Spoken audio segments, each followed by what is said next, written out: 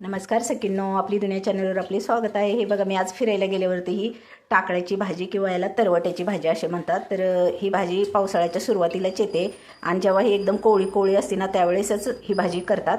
तर बघा, मी काल ही भाजी तोडून आणलेली आहे आणि आज करत आहे. मी कधी खाल्लेली नाही, पण बघू म्हणलं आता ही भाजी कशी लागते चवीला.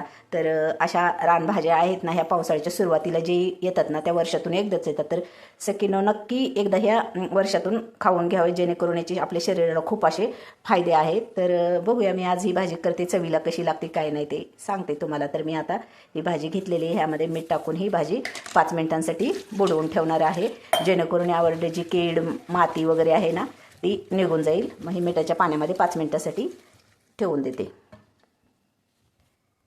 2 ते 3 पाण्याने स्वच्छ धुवून आता आपण ही भाजी उकडून घेऊया. पाणी टाकून उकडायला भाजी शिजत आहे तोपर्यंत आपण ही मुगाची डाळ आहे ती स्वच्छ धुवून भिजायला ठेवून देऊ.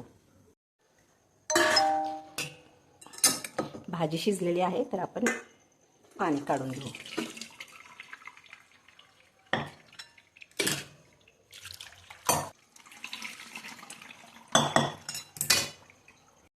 ही भाजी पूर्ण पिळून घेऊन त्यातील पाणी काढून ही भाजी मोकळी केलेली आहे. कढई गरम करायला ठेवली आणि त्यामध्ये कांदा टाकून घेऊया.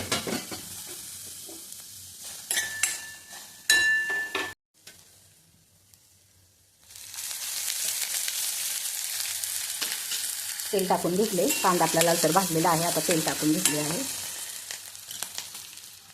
लसूण टाकू बारीक वाटलेला. कांदा भाजला की त्यामध्ये थोडीशी हळद, लाल तिखट टाकून घेतली. व्यवस्थित तेलात परतून घेतले. त्यानंतर ही भाजी टाकून घेऊया. त्यामध्ये ती भिजवून थोडीशी मी शिजवून घेतलेली आहे डाळ. तर ती डाळ ही टाकून व्यवस्थित मिक्स करून घ्या. चवीनुसार मीठ टाकून घेतले. व्यवस्थित परतून घेऊ. त्यानंतर हे शेंगाचे कूट टाकून घेऊ.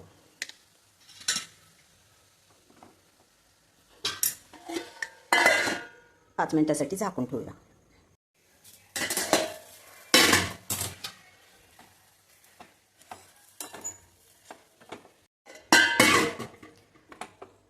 तर आपली भाजी तयार झालेली आहे सखींनो. हे बघा, दिसायला तर छान दिसते. आता चवीला कशी लागते ते बघूया.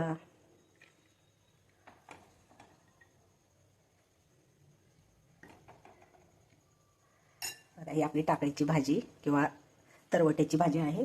तर बघा सखींनो, ही ज्वारीच्या भाकरीसोबत वगैरे छान लागते. तर बघू नक्की खाऊन एकदा. आवडली तर लाईक आणि सबस्क्राईब करायला विसरू नका.